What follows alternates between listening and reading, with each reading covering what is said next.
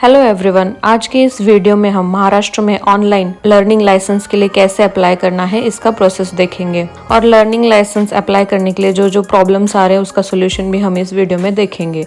तो वीडियो आखिर तक जरूर देखिए। सबसे पहले हमें गूगल में परिवहन सर्च करना है। उसके बाद आपको जो सबसे फर्स्ट लिंक दिखेगी parivahan.gov.in उसे हमें सेलेक्ट करना है। हम यहाँ पे परिवहन के ऑफिशियल वेबसाइट पे आ जाएंगे। यहाँ पे लिखा है लाइसेंस रिलेटेड सर्विसेज में, यहाँ पे नीचे जो फर्स्ट ऑप्शन है ड्राइवर्स और लर्नर्स लाइसेंस उसे हमें चूज करना है। फिर यहाँ पे नेक्स्ट पेज ओपन होगा। यहाँ पे हमें सेलेक्ट स्टेट नेम, इस एरो पे क्लिक करके महाराष्ट्र स्टेट चूज करना है। फिर यहाँ पे नेक्स्ट पेज ओपन होगा। यहाँ पे लाइसेंस मेनू में जो फर्स्ट ऑप्शन है अप्लाई फॉर लर्नर लाइसेंस उस पे हमें क्लिक करना है। फिर यहाँ पे अगला पेज ओपन होगा। यहाँ पे लर्निंग लाइसेंस अप्लाई करने के लिए जो स्टेजेस है वो सारी लिखी हुई हैं। उसमें सबसे लास्ट स्टेज है LL स्लॉट बुक।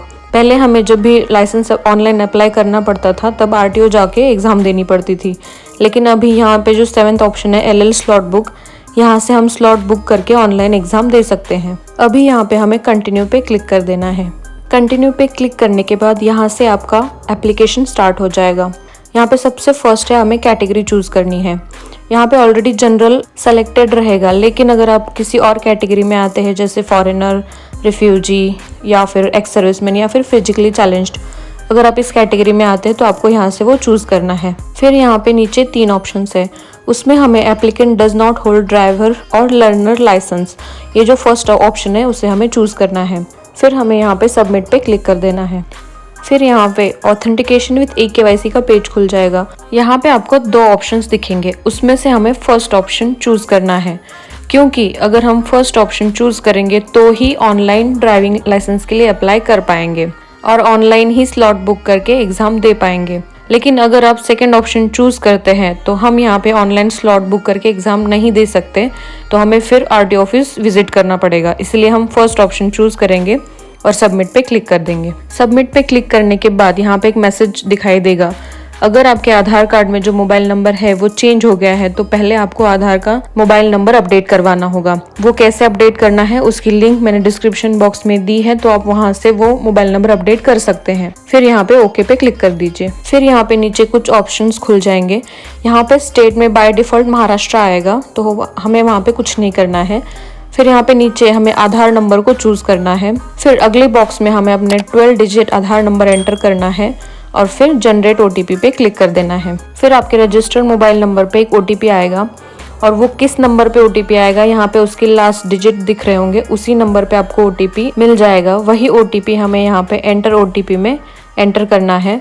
फिर नीचे जो 3 बॉक्स है उस पे हमें टिक कर देना है। फिर यहाँ पे नीचे स्क्रॉल डाउन करके हमें ऑथेंटिकेट पे क्लिक कर देना है। ऑथेंटिकेट पे क्लिक करने के बाद बहुत सारे लोगों को एरर आ रहा है कि रिलेटिव नेम नॉट फाउंड या फिर डाटा नॉट फाउंड। अगर आपको एरर आ रहा है कि रिलेटिव नेम नॉट फाउंड, इसका मतलब आपके आधार में जो केयर ऑफ का सेक्शन है वो ब्लैंक है, वो अपडेटेड नहीं है। तो वो अपडेट कैसे करना है उसकी लिंक मैंने डिस्क्रिप्शन बॉक्स में दी है, आप वहां से उसे अपडेट करके फिर ऑनलाइन ड्राइविंग लाइसेंस के लिए अप्लाई कर सकते हैं। दूसरा जो एरर आ रहा है कि डाटा नॉट फाउंड, इसके लिए आपको अपने मोबाइल में M-आधार एप्लीकेशन डाउनलोड करना है और वहां से आपको चेक करना है कि आपका आधार एक्टिव है या डीएक्टिवेट है। अगर वो डीएक्टिव होगा तो यहाँ पे डाटा नॉट फाउंड का मैसेज दिखाई देगा। अगर आपका आधार डीएक्टिव है तो उसको एक्टिव करने के लिए आपको आधार सेंटर में जाके उसको एक्टिवेट करवाना पड़ेगा। उसके बाद ही आप ऑनलाइन लर्निंग लाइसेंस के लिए अप्लाई कर पाएंगे। फिर यहाँ पे नीचे स्क्रॉल डाउन करके हमें ऑथेंटिकेट पे क्लिक कर देना है।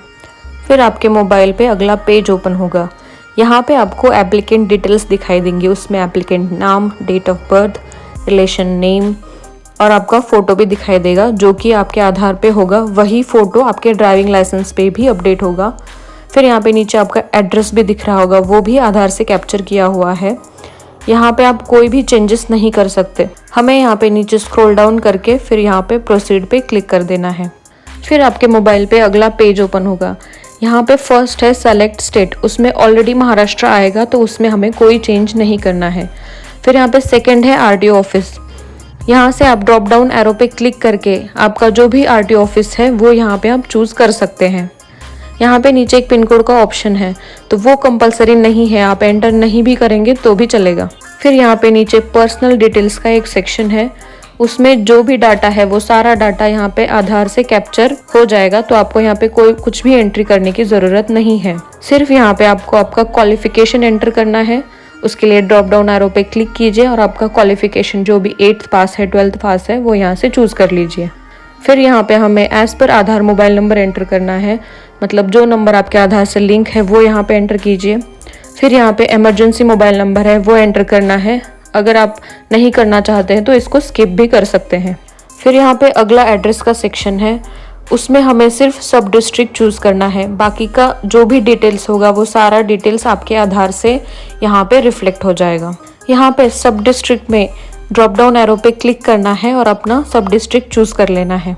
फिर यहाँ पे परमानेंट एड्रेस का सेक्शन है, आपका जो भी प्रेजेंट एड्रेस होगा वही यहाँ पे परमानेंट एड्रेस में दिखाएगा। फिर हमें यहाँ पे स्क्रॉल डाउन करना है और नीचे सेलेक्ट क्लास ऑफ व्हीकल का एक ऑप्शन है, उसमें से हमें चूज़ कर लेना है। अभी हम देखते हैं कि यहाँ पे क्लास ऑफ व्हीकल कैसे सेलेक्ट करना है। यहाँ पे राइट साइड में आपको 3 डॉट दिख रहे हैं, उस पर हमें क्लिक करना है। फिर यहाँ पे एक नीचे लिस्ट ओपन होगी जिसमें से आपको व्हीकल का एक टाइप चूज़ करना है। फिर हमें यहाँ पे फर्स्ट एरो पे क्लिक करना है। एरो पे क्लिक करने के बाद यहाँ पे ऊपर जो क्लास ऑफ व्हीकल का ऑप्शन है उसमें 0 आइटम आ जाएगा। फिर यहाँ पे नीचे आपको सिलेक्टेड कर्व्स का एक ऑप्शन दिख रहा है, उसमें राइट साइड में जब आप ये 3 डॉट पे क्लिक करेंगे तो आपने जो ऑप्शन ऊपर चूज़ किया था वही ऑप्शन यहाँ पे आपको नीचे दिखेगा। फिर आपको उसको चूज़ कर लेना है। अभी जो आपने यहाँ पे व्हीकल चूज़ किए हैं उसके अलावा अगर आप किसी दूसरे व्हीकल का भी ड्राइविंग लाइसेंस निकालना चाहते हैं तो फिर से आप ऊपर वाले सेक्शन में जाके उस व्हीकल को चूज़ कर सकते हैं। फिर यहाँ पे फर्स्ट एरो पे क्लिक करेंगे। फिर यहाँ पे सिलेक्टेड कॉज में आपने जो सेकंड ऑप्शन चूज़ किया था वो यहाँ पे रिफ्लेक्ट होगा, तो वो हमें यहाँ से चूज़ कर लेना है। फिर यहाँ पे नीचे लिखा है कि is the applicant train from driving school. अगर आपने किसी ड्राइविंग स्कूल से गाड़ी चलाना सीखा है तो यहाँ पे आपको यस पे टिक करना है और फिर आपने जिस स्कूल से सीखा है उसकी इन्फॉर्मेशन यहाँ पे फिल करनी है। अगर आपने खुद से गाड़ी सीखी है तो यहाँ पे आपको टिक नहीं करना है। फिर यहाँ पे नीचे fill up form 1 details before submit लिखा है, उसके आगे आपको येलो कलर में फॉर्म 1 दिख रहा है, उस पे हमें क्लिक करना है। फॉर्म 1 पे क्लिक करने के बाद एप्लीकेशन कम डिक्लेरेशन का एक नया पेज ओपन होगा। यहाँ पे कुछ क्वेश्चंस पूछे गए हैं, उसका आपको यहाँ पे आंसर देना है यस और नो में। उसमें फर्स्ट क्वेश्चन है कि अगर आपको एपिलेप्सी की बीमारी है तो यस पे क्लिक कीजिए, नहीं तो फिर नो पे क्लिक कीजिए।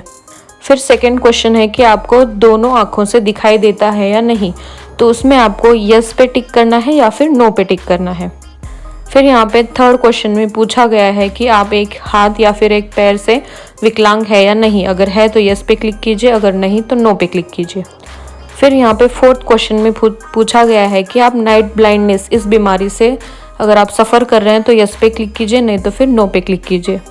फिर यहाँ पे फिफ्थ क्वेश्चन है कि आपको सुनने में कोई दिक्कत होती है या नहीं, अगर आपको सुनने में दिक्कत है तो यस पे क्लिक कीजिए, नहीं तो फिर नो पे क्लिक कीजिए। फिर यहाँ पे सिक्स्थ क्वेश्चन पूछा गया है कि अगर आपको ऐसी कोई बीमारी है जो आपके ड्राइविंग में दिक्कत ला सकती है, तो अगर है तो आपको यस पे क्लिक करना है और उसकी डिटेल्स यहाँ पे देनी है, अगर नहीं है तो हमें नो पे क्लिक करना है। फिर यहाँ पे नीचे दिए गए बॉक्स पे टिक करना है और फिर सबमिट पे क्लिक कर देना है। सबमिट पे क्लिक करने के बाद एक मैसेज दिखाई देगा कि are you sure want to submit form 1, तो हमें यहाँ पे ओके पे क्लिक कर देना है। फिर आपके मोबाइल पे अगला पेज ओपन होगा जहाँ पे लिखा है कि फॉर्म 1 सबमिटेड सक्सेसफुली।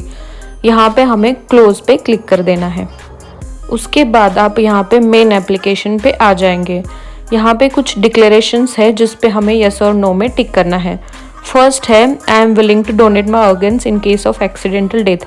अगर आप अपने ऑर्गन्स डोनेट करना चाहते हैं तो यहाँ पे टिक कीजिए, नहीं तो टिक करने की ज़रूरत नहीं है। सेकेंड है I hereby declare that to the best of my knowledge and believe the particular given above are true. उस पर हमें यस पे क्लिक करना है और फिर सबमिट पे क्लिक करना है। सबमिट पे क्लिक करने के बाद आपको दोबारा मैसेज दिखाई देगा कि आप अपने ऑर्गन डोनेट करना चाहते हैं या नहीं। अगर करना चाहते हैं तो ओके पे क्लिक कीजिए, नहीं तो कैंसिल पे क्लिक कर दीजिए। फिर यहाँ पे हमें और एक मैसेज दिखाई देगा कि your application is being accepted. यहाँ पे हमें ओके पे क्लिक कर देना है। फिर यहाँ पे आपको और एक मैसेज दिखाई देगा कि are you sure you want to submit the data. यहाँ पे हमें ओके पे क्लिक कर देना है।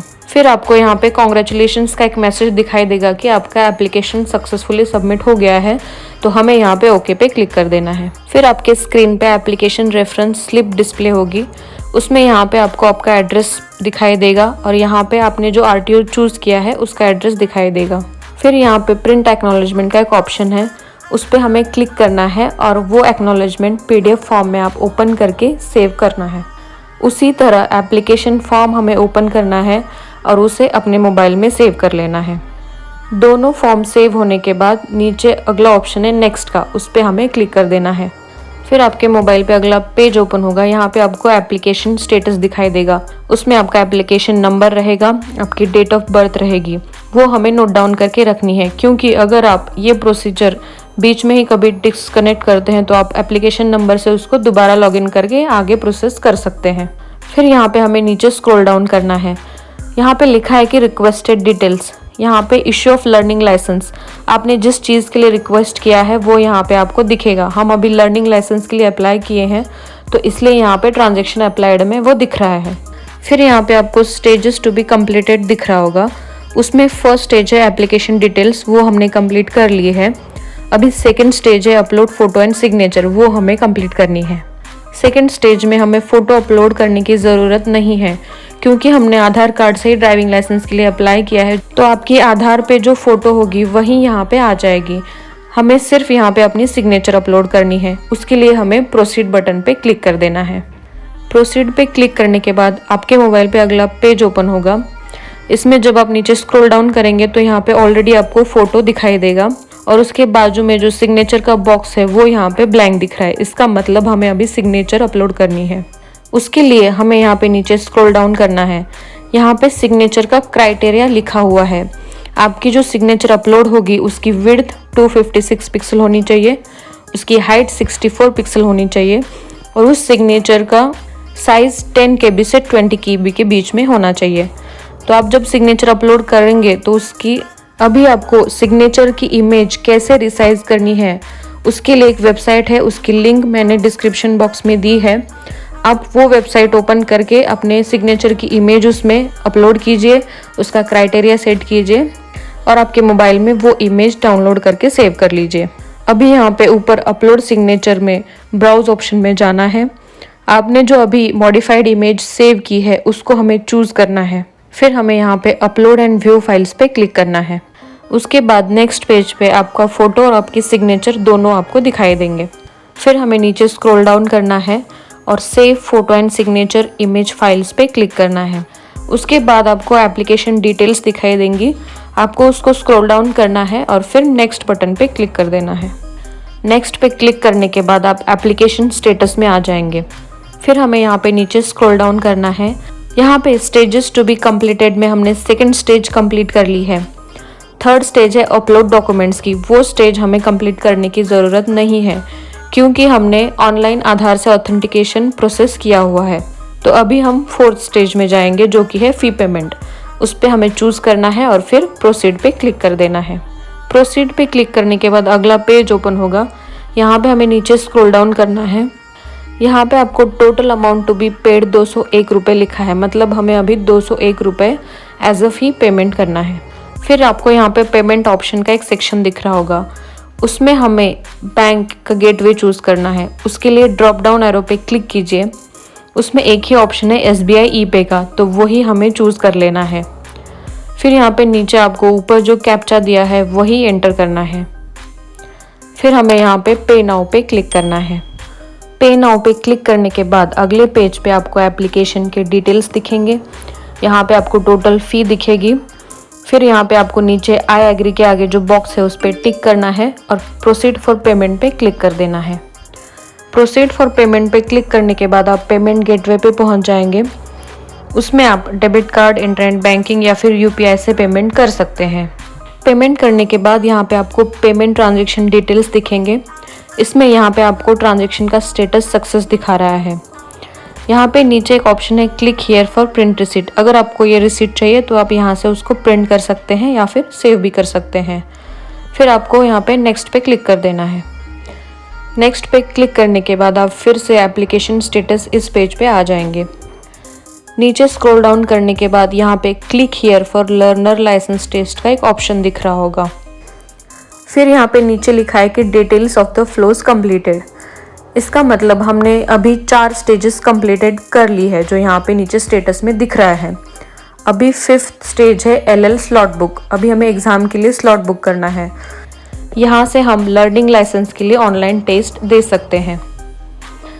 ये वीडियो बहुत लंबा हो रहा है, इसलिए हम अभी यहीं पे रुकेंगे। यहाँ पे हमने एप्लीकेशन कंप्लीट कर लिया है। अगले वीडियो में हम ऑनलाइन ड्राइविंग लाइसेंस के लिए स्लॉट कैसे बुक करना है और ऑनलाइन एग्ज़ाम कैसे देनी है ये देखेंगे।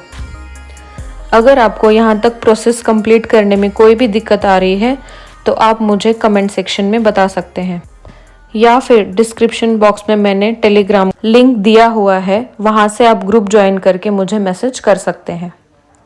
नेक्स्ट प्रोसेस जानने के लिए चैनल को सब्सक्राइब कीजिए और ये वीडियो शेयर कीजिए।